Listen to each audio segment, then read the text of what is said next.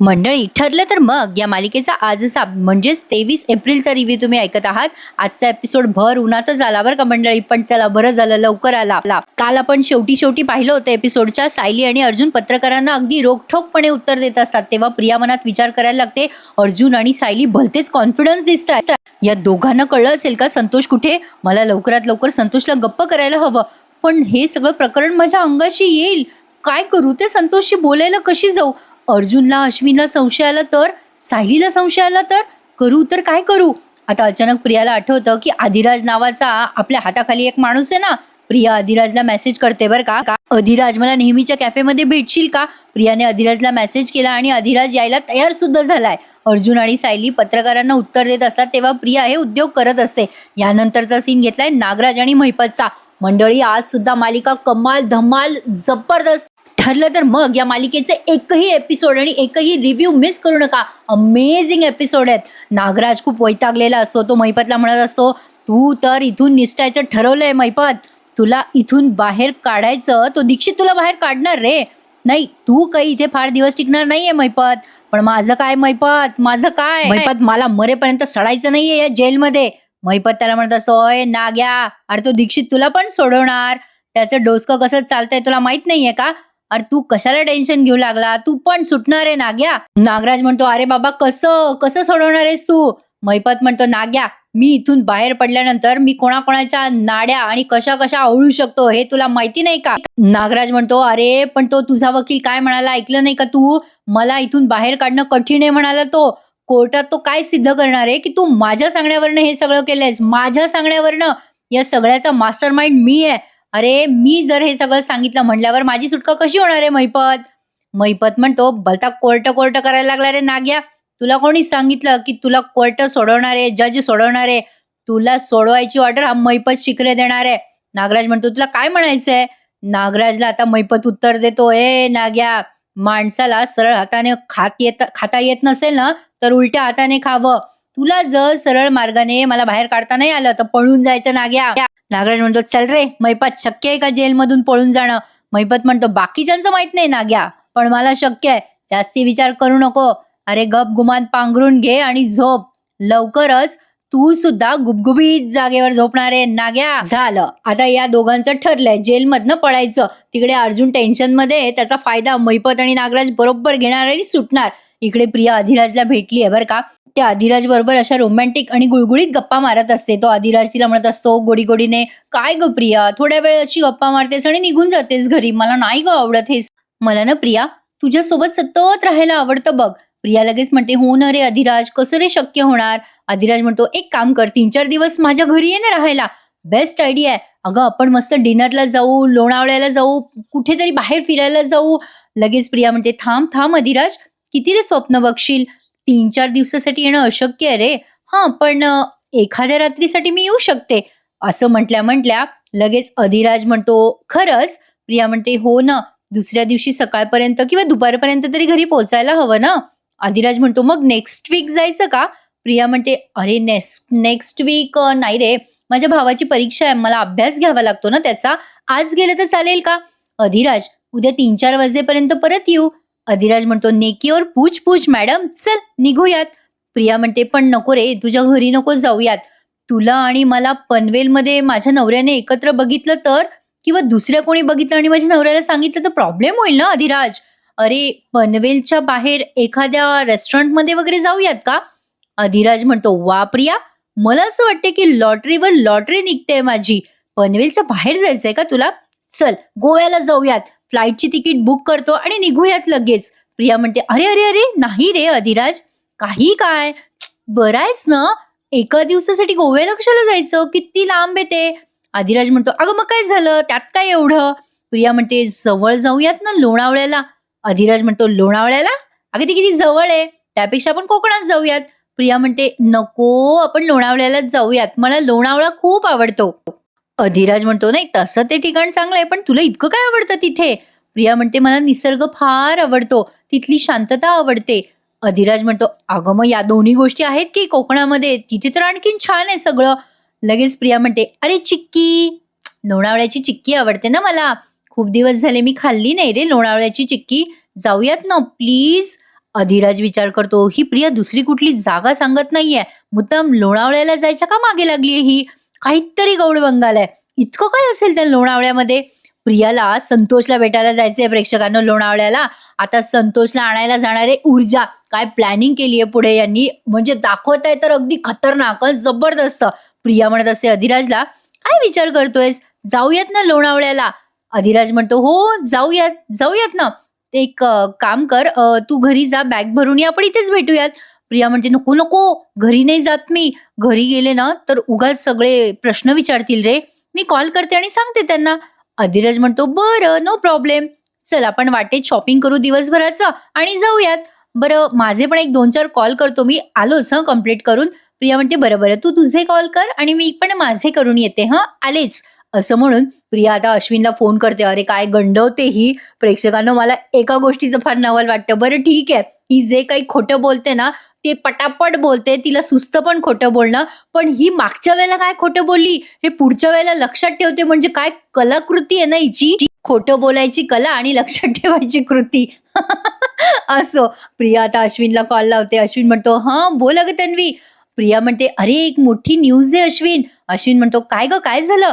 प्रिया म्हणते, अरे आमच्या कंपनीत ना एक वेडिंग नावाच्या कंपनीने आम्हाला डिझाईन करायला दिलंय, म्हणजे माझे डिझाईन अप्रूव्ह झाले तिथे. अरे आता प्रेझेंटेशन द्यायचंय. काय लंबी लंबी फेकते यार प्रेक्षकांनो. आणि अश्विन सारखा बावळट नवरा असल्यावरती टेन्शनच नाही, काही सांगितलं तरी तो विश्वास ठेवतो. अश्विन म्हणतो, अरे वा हे तर फार चांगलंय, कधी ग तुझं प्रेझेंटेशन तन्वी? प्रिया म्हणते, अरे आजच आहे प्रेझेंटेशन आणि ते बँगलोरला आहे रे. अश्विन म्हणतो, आज बँगलोरला? अगं पण मग तुला सुद्धा जावं लागणार आहे का बँगलोरला? प्रिया म्हणते, अरे हो ना, माझ्या मॅडम मला म्हणाल्या की लगेच निघूयात. आमच्या कंपनीने म्हणजे तिकीट पण बुक केलेत रे फ्लाईटचे. अश्विन म्हणतो, अगं पण हे असे प्रेझेंटेशन आयत्या वेळेला होतात का ग? प्रिया आता जरा गडबडते बरं का. अश्विन म्हणतो, अगं म्हणजे खूप अशा महत्वाच्या मीटिंग्स आधीच ठरत असतील ना? प्रिया म्हणते, नाही ना, अरे क्लायंटनुसार आम्हाला नाचावंच लागतं रे, जसं क्लायंट म्हणेल तसं करावंच लागतं. तुला सांगते, हे कॉन्ट्रॅक्ट जर आम्हाला मिळालं ना तर या सगळ्याचं क्रेडिट कोणाला मिळणार माहितीये? लगेच अश्विन म्हणतो, मिसेस तन्वी अश्विन सुभेदारला ना. आणि इकडे अधिराजने सायलीला फोन केलाय. सायली म्हणते, बोला अधिराज भाऊजी. अधिराज म्हणतो, सायली वहिनी प्रिया मला लोणावळ्याला घेऊन चालली आहे. सायली म्हणते, अचानक? अधिराज म्हणतो, हो तिने मला मेसेज करून इथे बोलवलं आणि म्हणते की 3-4 दिवस लोणावळ्याला जाऊया. म्हणजे मी तिला आधी इन्सिस्ट केलं होतं की माझ्या घरी जाऊयात, पण ती मला मध्येच म्हणाली की आपण लोणावळ्यालाच जाऊयात, दुपारपर्यंत परत येऊयात. कळत नाहीये वहिनी का जाते ती लोणावळ्याला, म्हणजे आजच जाऊया असंही म्हणालीये ती मला. म्हणजे लोणावळ्यात काहीतरी स्पेसिफिक काम असणार तिचं आणि त्यामुळे ती त्यासाठी माझा उपयोग करतीये बरं सायली वहिनी. सायली म्हणते, मलाही असंच वाटतंय अधिराज भाऊजी, ती कारणाशिवाय असं काही करणार नाही. अश्विन आणि प्रियाचा सीन घेतलाय त्यांनी आता. अश्विन स्माइल करत म्हणत असतो, I am so proud of you बायको. प्रिया म्हणते, जाऊ ना मग मी बँगलोरला. अश्विन म्हणतो, काय तू माझ्याकडे परमिशन मागतेस अगं तन्वी? अगं ऑफकोर्स जा. परत कधी येणार आहेस? प्रिया म्हणते, अरे उद्याच परत येणार आहे. अरे अश्विन, घरच्यांना सांगशील ना, घरचे माझ्यावर चिडणार नाही असं बघ. अश्विन म्हणतो, तू जा, तुझ्यावर कोणी चिडणार नाहीये, सगळ्यांना उलट तुझा अभिमानच वाटेल. तुझ्या कामावर फोकस कर Tanvi, all the best. Priya म्हणते, थँक्यू अश्विन. काय प्रेक्षकांनो, तो अश्विन बिचारा साधा बोळा आहे, त्याच्या स्वभावाचा प्रिया अगदी पद्धतशीरपणे फायदा घेते. आजचा एपिसोड पण भारी आहे प्रेक्षकांनो, नक्की लाईक करायला विसरू नका. प्रिया आता फोन ठेवताना अश्विनला म्हणते, लव्ह यू अश्विन. अश्विन बिचारा तिकडनं म्हणतो, लव्ह यू टू. बिचाऱ्यावरती खरंच दया येते. काय हावभाव देते बघा. इकडे सायली अधिराजचं बोलणं पूर्ण केलंय. सायली म्हणते, भाऊजी तुम्ही लोणावळ्यामध्ये कुठे कुठे जाताय मला कळवा आणि प्रियावर लक्ष ठेवा. अधिराज म्हणतो, हो वहिनी, मी तुम्हाला सगळे डिटेल्स सांगत राहील. तेवढ्यात प्रिया तिचं फोनवरचं बोलणं पूर्ण करते आणि अधिराजच्या जवळ येते बरं का, आणि तिथे लगेच त्याच्या हाताला धरते, त्याच्या खांद्यावर डोकं काय ठेवते. अधिराज पटकन आता विषय बदलत म्हणतो, हो हो मीटिंग सगळ्या उद्याच्या कॅन्सल करा. हो हो मी येतोच परवा, असं म्हणून त्याने फोन ठेवून दिलाय. सायलीच्या लक्षात येतं की अधिराजच्या बाजूला प्रिया आली म्हणूनच अधिराजने फोन ठेवला असेल. अधिराज म्हणतो, चल निघायचं का? आता ना मला वाट बघायची नाहीये, 24 तास आता तू माझी आहेस. चल ना प्रिया, निघूयात. प्रिया आणि अधिराज आता लोणावळ्याला जायला निघालेत. आता काय झालंय पुढे प्रेक्षकांनो, संतोषला अटक झाली आहे बरं का लोणावळ्यामध्ये. आता हे सगळं ते इन्स्पेक्टर सावंत आहेत ना, त्यांना कळलं बरं का. सायली आता इथे विचार करते, अधिराज भाऊजींना वेगळंच बोलावं लागलं प्रिया आल्यामुळे, पण ही प्रिया अचानक लोणावळ्याला का चालली आहे? आता इथे पुढचा सीन घेतलाय अर्जुनच्या कमबॅकचा, म्हणजे अर्जुनचं छान वेलकम होत आहे. अर्जुन, सायली, कल्पनाताई ते सगळे कोर्टातनं आले ना, सुमन काकू या सगळ्यांवरनं तुकडा पाणी ओवाळत असतात आणि अर्जुनला म्हणत असतात, अर्जुन ये हं घरात आणि असाच विजयी हो, तुला कोणाची दृष्ट नको लागायला. विमल म्हणते, अश्विन दादाचा फोन आला तेव्हापासून आम्ही वाट बघतोय तुमची. प्रतापराव म्हणतात, हो ना, अरे मला पण अश्विनचा कॉल आला आणि लगेच आलो बघ मी घरी. अस्मिता म्हणते, अर्जुन हार्टिएस्ट कॉंग्रॅच्युलेशन हा. अरे अभिनंदन तुझं, तू सुटशील हे मला माहितीच होतं रे अर्जुन. अर्जुन आता कशी गंमत करतो बघा अस्मिताची. अस्मिता जरा भाऊक होते आणि पटकन अर्जुनला मिठी मारते. अर्जुन तिच्या डोक्यावरनं हात फिरवतो.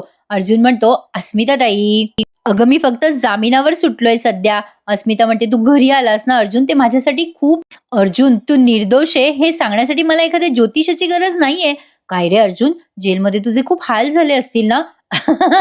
अर्जुनने थोडा सिरियस चेहरा केला बरं का. अर्जुन म्हणतो, ऍक्च्युली ना अस्मिता ताई, तू नव्हतीस ना तिथे, त्यामुळे खूप शांतता होती, आरामात होतो मी तिथे. अस्मिता आता त्याला चापट मारते. सगळेजण हसायला लागतात. अश्विन म्हणतो, अस्मिताईने मला सक्त ताकीद दिली होती, कोर्टात निकाल लागल्या लागल्या तिला कॉल करायचा, त्यामुळे गाडीत बसल्यावर आधी तुला फोन केला बरं का अस्मिताई, आणि मग डॅडला कॉल केला. मग आता अर्जुन घरात येतोय, सगळेजण छान आनंदात आहेत. आता मध्येच ना चैतन्य जरासा इमोशनल होतो बरं का. चैतन्य म्हणतो, actually I am so sorry, म्हणजे अर्जुन माझी ना तुला जास्त मदत व्हायला हवी होती रे. अर्जुन म्हणतो, मी सायली चैतन्याच्या मदतीमुळेच इथे बाहेर आलोय, यांनी पटपट सगळे प्रूफ शोधले म्हणून. मग चैतन्य स्वतः एक्सप्लेन करतो, नाही रे अर्जुन, मी कोर्टात अचानक ब्लँक झालो रे, मला कळलंच नाही. अर्जुन म्हणतो, चैतन्य मला तुला हेच विचारायचं होतं, तू तर चांगला अनुभवी वकील आहेस, अचानक तू गडबडलास का का थांबलास तू कोर्टामध्ये. मग सायली पण म्हणते, हो ना भाऊजी, अचानक तुम्ही असे शांत का झाला होतात. चैतन्य म्हणतो, कळलंच नाही रे अर्जुन काय झालं होतं मला. अचानक असं वाटलं की खूपच दडपण आलंय मला. एखादा शब्द जरी इकडचा तिकडे झाला असता ना अर्जुन, तर अरे तुझ्या आयुष्यावर आलं असतं रे अर्जुन. म्हणतात ना रे, डॉक्टरने घरच्या माणसाचं ऑपरेशन करू नये ते बरोबर म्हणतात बरं का. नाही तसंच आज आपल्या जवळच्या माणसाची केस एखाद्या वकिलाने स्वतःच्या घरातली केस खरंच लढू नये. रिस्की असतं रे अर्जुन. एक जरी चूक झाली असती ना अर्जुन माझ्याकडनं, तर मी स्वतःला माफ नसतं केलं रे. मग अर्जुन म्हणतो, ए चैतन्य, तू अगदी बेस्ट दिलंय स्वतःचं. दोघेही एकमेकांना मिठी मारतात. प्रतापराव म्हणतात, मैत्री असावी ना तर या दोघांसारखी. कल्पनाताई म्हणतात, अर्जुन बाबा मंदिरातनं नवसच केलाय मी, तू पटकन या सगळ्यातनं सुटावास. अर्जुन म्हणतो, मम्मा या सगळ्याचा खूप त्रास झाला असेल ना तुम्हाला. कल्पनाताई म्हणतात, होणारच ना बेटा, अरे आतापर्यंत आम्हाला तुझं कौतुक बघायची सवय होती आणि तुझ्यावर असा खुनाचा आळ आल्यावर कसं रे सहन होणार. मग आता हे सगळे घरात येतात बरं का फायनली. म्हणजे अर्जुन खूप मोठ्या संकटातनं बाहेर पडलाय प्रेक्षकांनो, असं या घरच्यांना वाटतंय. ऑफकोर्स तो मोठ्या संकटातनंच बाहेर पडलाय. प्रतापराव म्हणतात, अरे अर्जुन बेटा, कोणीतरी तुला मुद्दाम या संकटात टाकतंय हे आम्हाला कळत होतं. माणसाला नाव कमवायला फार वेळ लागतो रे, पण त्याच्यावर उडलेला एकही शिंतोडा सगळी मेहनत मातीमोल करू शकतो रे. मग या सुमनताई म्हणतात, माझा विश्वास होता बरं, अर्जुन ही लढाई नक्की जिंकणार. सायली म्हणते, आता उरलेली अर्धी लढाई आपल्याला जिंकायची आहे. अर्जुन म्हणतो, येस बायको, चला पटकन कामाला लागूयात. अस्मिता म्हणते, ए आता कामं वगैरे नंतर करा हा, आधी पोटात 2-2 घास टाका जरा. मग सायली म्हणते, हो हो चला चला. तेवढ्यात अर्जुन म्हणतो, बायको बाकी सगळं राहू दे बरं, आधी तुझ्या हातची मस्त कॉफी करून दे. तुझी कॉफी मी खूप मिस केली हा जेलमध्ये, हवी आहे मला, आत्ता हवी आहे कॉफी. सायली म्हणते, बरं चला लगेच करते हा. आता हे सगळे घरात आलेत आणि यानंतर सचिन, साक्षी आणि त्या वकिलाचा सीन दाखवलाय. तो वकील त्यांनी जो धरलाय ना महिपतला सोडवण्यासाठी, आपण मागच्या भागांमध्ये बघितलं होतं प्रेक्षकांनो, त्या वकिलाची मुलगी या सचिनने किडनॅप करून ठेवलेली आहे आणि आज तागायत ती अजूनही किडनॅप आहे. जोपर्यंत महिपत सुटत नाही जेलमधनं तोपर्यंत ते या मुलीला धरून ठेवणार आहेत. साक्षीला त्या मुलीकडे बघून खूप कसं तरी होत असतं बरं का. साक्षीला चक्क त्या मुलीची दया येते हे बघून जरा नवल वाटलं मला, पण तीही एक स्त्री आहे म्हणा, त्यामुळे तिला असं वाटूच शकतं. आता त्या वकिलाला तिथे आणलंय बरं का त्या मुलीला भेटण्यासाठी, त्याच्या डोळ्याला पट्टी बांधून तिथे आणलंय. आता ती मुलगी आहे ना ती तडफड तडफड करत असते बरं का, तिला ताप आणि सर्दी झालाय. तो वकील आता पटकन त्याच्या लेकराला जवळ घेतो आणि म्हणतो, बाळा बाळा बरी आहेस ना तू. अहो माझ्या लेकराला सोडा, हो माझ्या मुलीच्या तोंडावरची पट्टी तरी काढा. मग ते त्या मुलीच्या तोंडावरची काळी पट्टी काढतात. ती मुलगी रडत असते आणि म्हणत असते, बाबा बाबा मला घरी घेऊन चला ना. ते रडत असतात वकील पण आणि म्हणत असतात, काय हो, अहो माझ्या मुलीला असं का बांधलंय तुम्ही? ती मुलगी म्हणत असते, "बाबा मला सोडवा हो, मला बरं वाटत नाहीये, मला ताप आलाय." ते वकील बिचारे गयावया करत असतात, "सोडा हो माझ्या लेकराला, अहो तिला बरं नाही. कसे लोकं आहात तुम्ही? काय एवढे निष्ठुर होतायत?" आता मध्ये-मध्ये त्यांनी साक्षीचा चेहरा दाखवलाय बरं का. साक्षी बिचारी रडायला आलेली आहे आता. पण साक्षीपेक्षाही निष्ठुर दाखवलाय त्यांनी सचिन. म्हणजे साक्षीने खून केलाय वगैरे सगळं ठीक आहे प्रेक्षकांनो. साक्षी मैपतची मुलगी आहे, ती खूप क्रूर आहे. पण ॲक्चुअली तिला अचानक इतकं मायाळू दाखवलं त्यांनी, की म्हणजे मलाही विश्वास बसला नाही. पण ठीक आहे, म्हटलं ना मगाशी, तीही एक स्त्री आहे, त्यामुळे तिला असं वाटूच शकतं. आता तो सचिनच्या पाया पडत असतो वकील आणि म्हणत असतो, "सोडा हो माझ्या लेकराला, सोडा." तो सचिन त्याला म्हणत असतो, "काय हो देशमाने वकील, तुमच्या मुलीचं सुटणं तुमच्या हातात आहे. तुम्ही तयारी कुठपर्यंत केली आहे? मैपत चिकरेला बाहेर सोडण्याची? सोडा. मैपत चिकरेला बाहेर सोडा आणि तुमच्या मुलीला घेऊन जा. अहो मुलीची काळजी करू नका, तिला ट्रीटमेंट मिळेल." आता तो वकील म्हणत असतो, "मी सगळं करतोय. तुम्ही सांगताय सगळं तसंच करतोय." सचिन विचारतो, "बोला मग केसची तयारी कुठपर्यंत आली आहे?" ते वकील म्हणतात, "मी मी सगळं केलंय. पुरावे, साक्षी सगळं सगळं गोळा केलंय. पण एक अडचण आहे." सचिन विचारतो, "कसली अडचण आहे?" तो वकील म्हणतो, "सरकारी वकील आणि जज पैसे घ्यायला तयार नाहीये तो." सचिन म्हणतो, "ठीक आहे, त्यांचा पत्ता मला द्या, ते काम मी करतो. पण केसची बाकीची सगळी तयारी चालू झाली पाहिजे आणि पटकन कामाला लागा." आता सचिन त्या दुसऱ्या गुंडांना सांगतो, "सोडा यांना बाहेर." पुन्हा त्या वकिलाच्या डोळ्यावर पट्टी बांधून त्याला बाहेर सोडतात. वकील जाताना त्याच्या लेकराला जवळ घेत म्हणतो, "बेटा तू काळजी करू नकोस, मी तुला लवकर सोडवेल हं." आता तो वकील निघून गेल्यावर साक्षी सचिनच्या जवळ येते बरं का आणि सचिनला रिक्वेस्ट करत असते. आता मध्येच त्यांनी पुन्हा अर्जुनच्या घरचा सीन घेतलाय. त्यानंतर पुन्हा साक्षीचा सीन घेतलाय. प्रतिमा त्या अर्जुनचं कौतुक करत असतात आणि अर्जुनला म्हणजे प्रतिमा त्या अर्जुनचं कौतुक करत असतात. त्याला म्हणत असतात, "अरे अर्जुन, खरंच तुझं कौतुक. मी यांचा फोन आला होता मला. हे म्हणत होते, की अर्जुनला सांग त्याचं खरंच कौतुक वाटतंय म्हणून." तेवढ्यात म्हणजे अर्जुनही म्हणतो, "हो, मला सीनियरचा फोन आला होता. रविराज काही आले नाही बरं का कोर्टामध्ये, कारण त्यांना दुसरी कुठलीतरी महत्त्वाची केस किंवा काही काम असावं हे आपण समजून घ्यायचं." आता या कल्पनाताई आल्या. त्या म्हणतात, "घे रे बाबा अर्जुन, पोटभर खाऊन घे. आता मीच भरवते तुला." अर्जुनला आता कल्पनाताई त्यांच्या हाताने भरवत असतात. म्हणजे त्यांचं लाडकं लेकरू एवढ्या संकटातून आलंय म्हटल्यावर लाड तर होणारच त्याचे. अर्जुनला आता प्रतिमात्याही भरवतात. सगळेजण एक-एक घास खाऊ घालतात. प्रतिमात्या म्हणतात, "हा घास सीनियरचा हं आणि प्रतिमात्याचा सुद्धा." मग अर्जुन म्हणतो, "अरे, अरे बस, किती खाऊ घालणार आहात मला?" मग मध्येच सुमनताई म्हणतात, "कल्पनाताई, आम्हाला कल्पना वहिनी आम्ही आता निघतो हं." कल्पनाताई म्हणतात, "थांबा ना थोडे दिवस." मग प्रतिमात्या म्हणतात, "नको गं कल्पना, जायला हवं. आधीच खूप दिवस झालेत ना, निघतो आम्ही." तेवढ्यात आता सायली कॉफी घेऊन येते अर्जुनसाठी. अर्जुन त्या कॉफीचा एक घोट पितो आणि म्हणतो, "वा बायको, स्वर्ग स्वर्ग ते हे हां, स्वर्गसुख म्हणतात ते ह्यालाच. थँक यू सो मच बायको, याला म्हणतात खरं सुख." आता सायली मनातल्या मनात विचार करते, आता यांना जामीन तर मिळालाय, पण वेळ आली आहे या सगळ्याच्या मागे प्रिया आहे हे सिद्ध करण्याची. म्हणजे कळलं का प्रेक्षकांनो, आता प्रियाच्या विरोधात सगळे पुरावे एकत्र येणार आणि प्रिया आता जेलमध्ये जाणार. प्रियाच्या विरोधात सगळ्यात आधी पुरावा आणायला जाणार आहे ते ऊर्जा. आता ते कशी जाणार आहे ना, ते लॉजिक त्यांनी छान लावलंय बरं का पुढे. मध्येच त्यांनी आता इन्स्पेक्टर सावंत यांचा सीन दाखवलाय. ते सावंत त्या कोणती शांताबाई नाही का, ती गेली तिच्या घरचे भांडे-बिंडे तपासत असतात आणि तिकडे तो जयेश जो आहे ना, जो अर्जुनचा माणूस आहे, शांताला घेऊन गेला होता तिकडे, तो जयेश त्या संतोषचं स्केच काढत असतो. म्हणजे तो नसतो काढत, तो वर्णन सांगत असतो आणि स्केच काढणारा स्केच काढत असतो. तेवढ्यात इन्स्पेक्टर सावंतला इन्स्पेक्टर पाटकरचा फोन आला. अरे वा, काय भारी सांगते मी. वैतागून त्यांनी तो फोन रिसीव्ह केलाय बरं का. तिकडनं तो पाटकर म्हणतो, "ए सावंत, सगळे कामं सोड. हे बघ, तू ड्युटीवर आहेस ना, हे बघ एक माणूस आहे तो पनवेलला लपलाय. त्याने चोरी केली आहे पनवेलला आणि त्या केसचा चार्ज तू घे. त्या माणसाच्या मागे लाग." आता त्या संतोष बद्दलच या इन्स्पेक्टर सावंतला केस आली आहे बरं का प्रेक्षकांनो. आणि अचानक बघा पुढे काय होतं. मध्येच त्यांनी साक्षी आणि या सचिनचा सीन घेतलाय. साक्षी सचिनला म्हणत असते, "सचिन, अरे तू सरकारी वकिलाला आणि जजला कसं मॅनेज करणार आहेस?" सचिन म्हणतो, "अरे पैशांच्या जोरावर जर ते ऐकत नसतील ना साक्षी, तर आपण त्यांना बंदुकीचा धाक दाखवू. दुसरं ऑप्शन आहे का आपल्याकडे?" प्रेक्षकांनो, मालिकेत काही पण दाखवतात बरं का. हे असं काही कोणी मॅनेज नसतं होत. सहज आपलं मला शेअर करावं असं वाटलं म्हणून सांगते. तर आता साक्षी म्हणत असते, साक्षीला त्या मुलीची कीव आलेली असते, दया आलेली असते बरं का. साक्षी म्हणत असते सचिनला, "ऐक ना रे सचिन, आपण या मुलीला दवाखान्यात नेतोय ना, चल ना." सचिन म्हणतो, "वेडी आहेस का साक्षी? अगं त्या देशमाने वकिलाला उगं बोलायचं म्हणून बोललो मी. जाऊ दे, सोड, रिलॅक्स. ताप सर्दीने कोणी मरतं का?" साक्षी म्हणते, "ए सचिन, काय बोलतोयस? एवढा कसा क्रूर असू शकतोस तू?" सचिन म्हणतो, "अगं असं काय करते साक्षी? मी काही मुळात असं नाहीये. कामासाठी असं वागावं लागतं ग. रिलॅक्स साक्षी, काही होणार नाहीये तिला. आणि आता सचिन मनातल्या मनात विचार करतो, त्याचं काय आहे ना साक्षी, माझी खूप रूप आहेत ग, तुला माहिती नाहीयेत, हळूहळू कळतील तुला. सचिन असं मनात बोलत असतो आणि साक्षीला त्याच्याकडे बघून जरा नवलच वाटत असतं. आता ठरली आहे बघा स्ट्रॅटर्जी प्रेक्षकांनो, अर्जुन, सायली आणि चैतन्याची. अर्जुन विचार करत असतो, त्या दिवशी प्रिया अधिराजला 12-1च्या दरम्यान भेटली ना, मग तिने शांताचा फोन केव्हा केला असेल? सायली म्हणते, अश्विन भाऊजीनं तिने सांगितलं होतं की नोकरी मिळाली आहे त्या आनंदात मैत्रिणीकडे चालली आहे पार्टीला.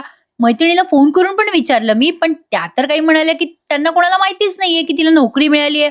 आणि काही तर असं म्हणाल्या की बरेच दिवसापासून ती भेटली पण नाहीये त्यांना. चैतन्य म्हणतो, खुनाची वेळ ना अर्जुन 10 ते 11 होती बरं का. या वेळेत प्रिया कुठे होती, काय करत होती, कोणाला भेटली, आपल्याला काही माहिती नाहीये. अर्जुन म्हणत असतो, म्हणजे प्रियाने 10 ते 11च्या दरम्यान शांता मावशीचा खून केला असेल आणि त्यानंतर तिकडची सगळी साफसफाई, पुरावे नष्ट करणं, फिंगरप्रिंट्स नष्ट करणं, सगळे पुरावे तिने साफ केले. सगळं काही व्हायला 2-2.5 तास लागला असेल. 2-2.5 तासानंतरच ती अधिराजला भेटली असावी. सायली म्हणते, अधिराज भाऊजींनी जेव्हा तिला घरी सोडण्याबद्दल विचारलं तेव्हा तर ती म्हणाली मी गाडी आणलीये. अर्जुन म्हणतो, मला सगळ्याची खात्री पटली आहे सायली, शांता मावशीचा खून प्रियानेच केलाय. आता बघा प्रेक्षकांनो, सायली म्हणते, नेहमीची अडचण आहे, आपल्या हातात पुरावे नाहीयेत.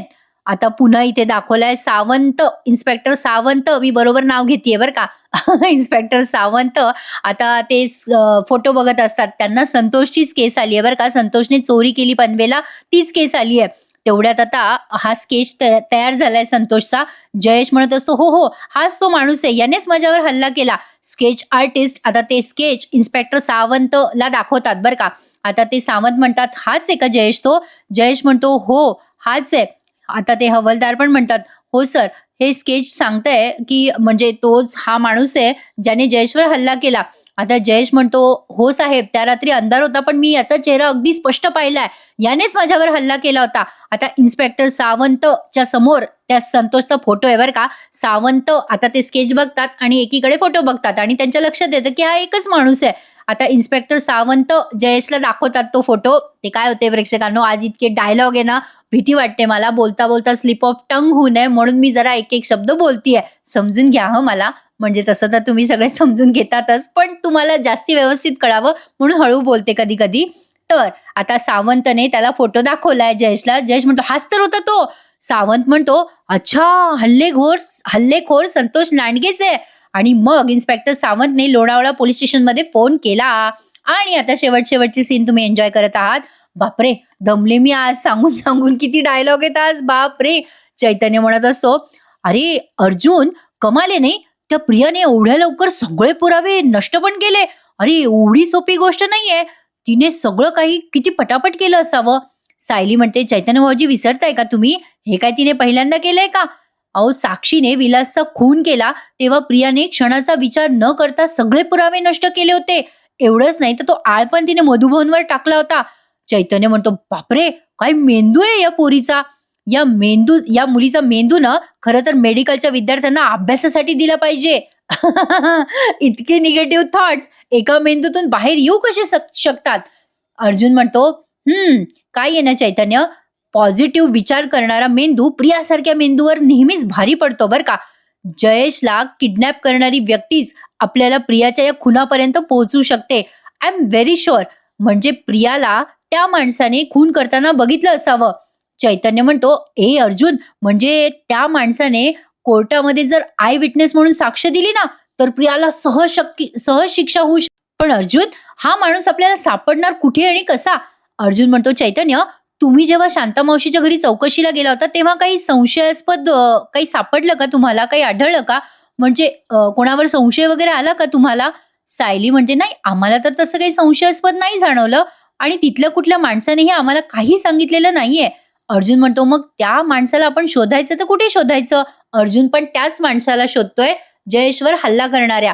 तेवढ्यात आता त्याला इन्स्पेक्टर सावंतचा फोन येतो. अर्जुनला ते म्हणतात, हॅलो अर्जुन सर, जयेशने दिलेल्या वर्णनावरनं आपण स्केच काढलंय त्याच्यावर हल्ला करणाऱ्या माणसाचं आणि ते स्केच काढण्यात आलंय. आणि मला ना वरून एक आदेश आला होता की लोणावळ्यामध्ये संशयित स्वरूपात एक चोर फिरतोय, त्याला शोधायचंय. त्याचा फोटो पण माझ्याकडे आला होता अर्जुन सर. आणि हा फोटोतला चोर आणि जयेशने वर्णन केलेला माणूस एकच आहे, त्याचं नाव संतोष आहे. अर्जुन म्हणतो वा दॅट्स ग्रेट. मग तिकडनं ते इन्स्पेक्टर सावंत म्हणतात, मी लोणावळ्या पोलीस स्टेशनमध्ये चौकशी केली आहे, तेव्हा कळलंय मला काल रात्री संतोष लोणावळ्यामध्ये आला होता. तो तिथे येणार अशी निनावी टीप कोणीतरी आधीच पोहोचवली होती. त्यामुळे लोणावळ्या पोलिसांनी त्याला पकडलंय, अटक केली आहे. तो कस्टडीमध्ये आहे पोलिसांच्या. अर्जुन म्हणतो फॅन्टॅस्टिक. आता आपल्याला लोणावळ्याला जायलाच हवं. सायली म्हणते लोणावळा. अर्जुन तिला खुणवतो थांब जरा. अर्जुन मग फोनवर म्हणतो मी नंतर फोन करतो सावंत तुम्हाला. फोन ठेवतो आणि सायलीला म्हणतो सायली, इन्स्पेक्टर सावंतचा फोन होता. जयेशवर हल्ला करणाऱ्या माणसाचं नाव संतोष आहे आणि तो सध्या लोणावळ्यात आहे. सायली म्हणते अच्छा, म्हणूनच प्रिया लोणावळ्याला जायचा आग्रह धरत होती. आता अर्जुन म्हणतो काय? मग सायली म्हणते अहो प्रिया लोणावळ्याला गेलीये. मगाशी अधिराज भाऊजीचा फोन आला होता. प्रिया लोणावळ्याला जायचा हट्टच धरत होती त्यांच्याकडे. तिच्या हट्टाचं कारण आत्ता कळतंय मला. तिला संतोषला भेटायला जायचं होतं तर.